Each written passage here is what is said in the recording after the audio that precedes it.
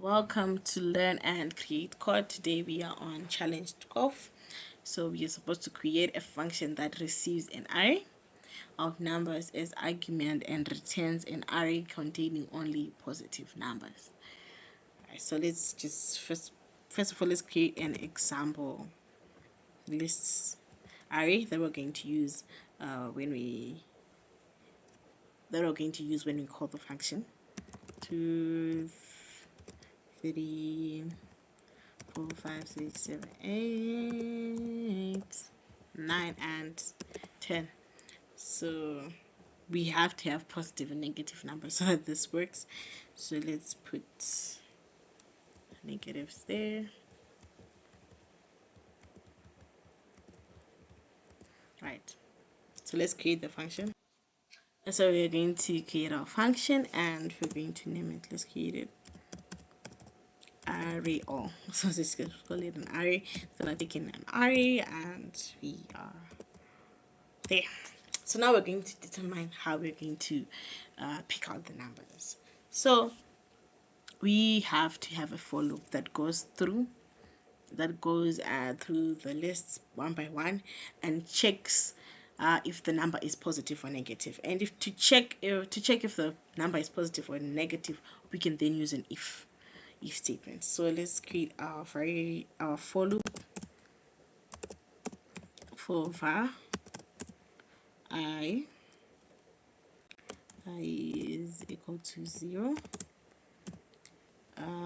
I is less than r dot length, and after every iteration I increases by 1. Then let's go into the function. Then we're gonna say if, then open the brackets, if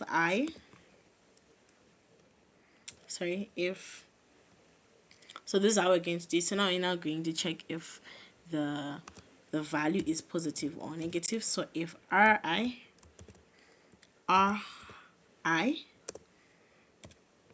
is greater than, so the positive numbers have to be greater than 0, right? If it's greater than 0, what do we do here? And we come in and we then add that value to n. So we have to create another array, a new array. We are going to be putting in the positive values from this array over here.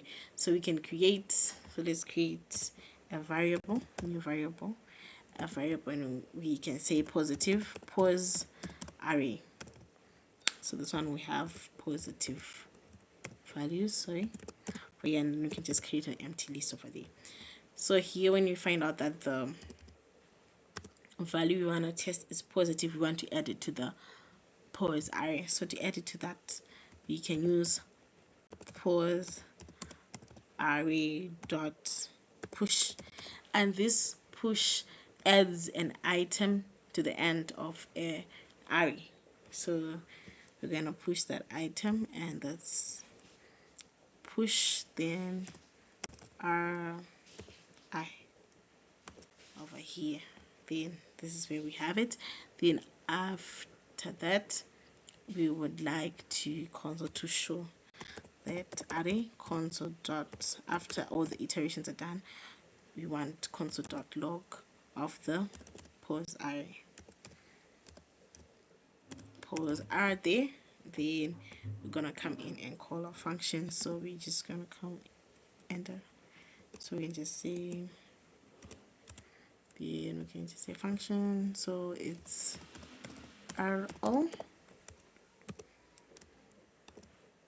Then we can put in this, control copy, and let's paste it in here, and let's save, control save.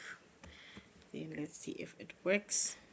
Ooh, so let's see, we are getting an empty array. So let's go through this again and just make sure we have everything. Alright, so we're gonna take in our array, then we're gonna create a variable called pos array. Then for var I is going to set as 0, and then I is going to be less than the r dot length. Then I plus plus going to increase after every iteration. Then After that, we're gonna say if the ri value is greater than 0, right? If it's greater than 0, we're gonna say pose array dot push. And what are we going to push over here?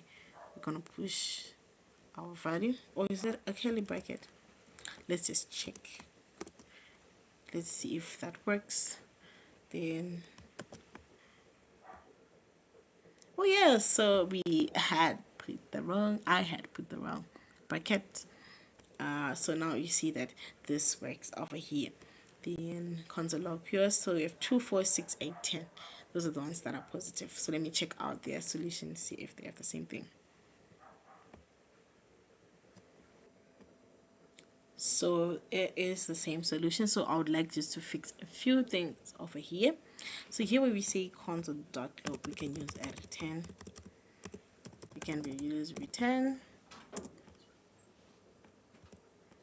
post ara, and then when we run this, we can now come in and say console.log this, and let's print this out. Control save. Yes, so this is the correction. So thank you. Another way we can solve this, instead of using this var I is equals to 0, I less than r dot length I plus plus, we can use var I of our I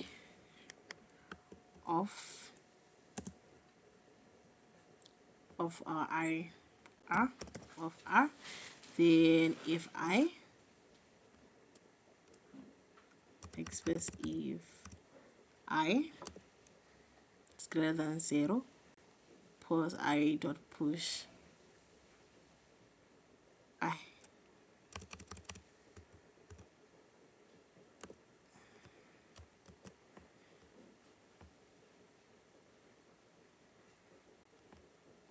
And this works. So thank you. Bye.